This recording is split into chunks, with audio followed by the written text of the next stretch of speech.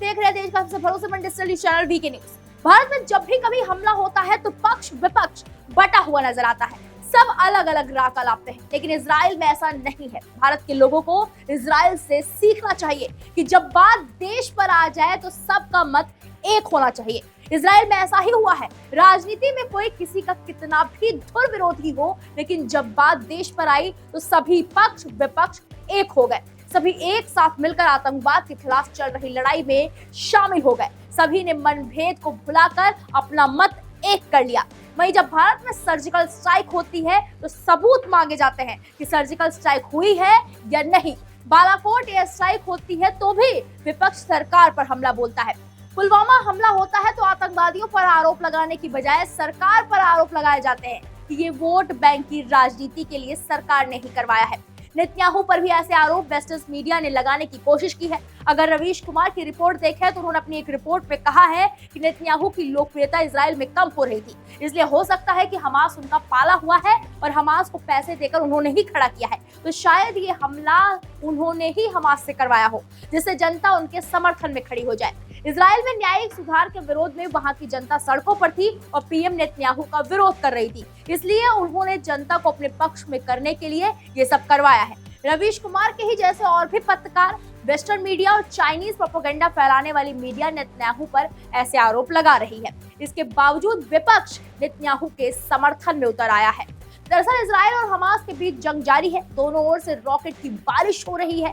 चारों तरफ तबाही का मंजर देखने को मिल रहा है। इस बीच खबर है कि इजराइल ने हमास को जड़ से उखाड़ने के लिए गाजा पर हमला करते हुए एक इमरजेंसी एकता सरकार का गठन किया है। साथ ही घनी आबादी वाले फिलिस्तीनी इलाके के उत्तर में सेना तैनात की है। न्यूज एजेंसी रॉयटर्स के मुताबिक हमास के सदस्यों ने कहा है कि वो सीमा पार हमले के बाद भी लड़ रहे हैं। बेनी गैट्स की नेशनल यूनिटी पार्टी के एक संयुक्त बयान में कहा गया है कि प्रधानमंत्री बेंजामिन नेतन्याहू, पूर्व रक्षा मंत्री और मध्यमार्गी विपक्षी दल के नेता बेनी गैट्स के साथ एक युद्ध कैबिनेट बनाने और पूरी तरह से संघर्ष पर ध्यान केंद्रित करने पर सहमत हुए हैं।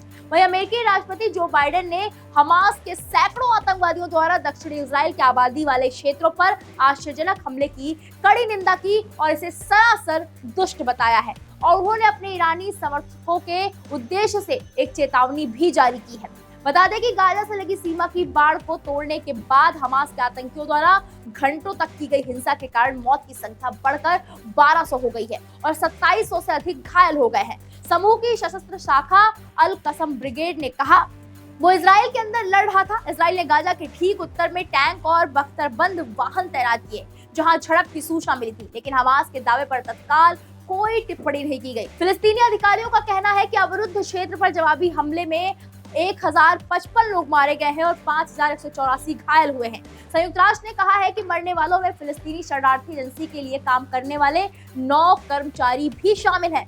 फिलहाल अगर विपक्ष की बात करें तो अभी देख लीजिए, भारत के पीएम इजराइल का समर्थन कर रहे हैं और कांग्रेस फिलिस्तीन का। कांग्रेस के साथ साथ अज़दुद्दीन ओवैसी भी फिलिस्तीन के समर्थन में है। इस खबर पर आपकी क्या राय है, हमें कमेंट बॉक्स में जाकर जरूर बताएं।